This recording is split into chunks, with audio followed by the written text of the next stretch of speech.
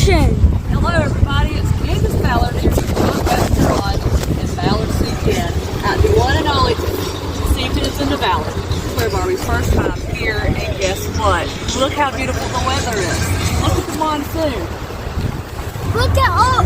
We were able to get Squid, Krusty Cap, and SquareBarbie and Fireside out before they got floated down the river. But anyways, it's been very eventful. See y'all later.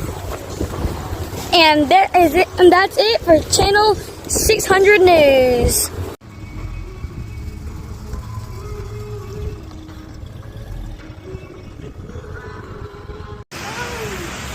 I hate it. We just did a show in our hometown, and I worry about everybody.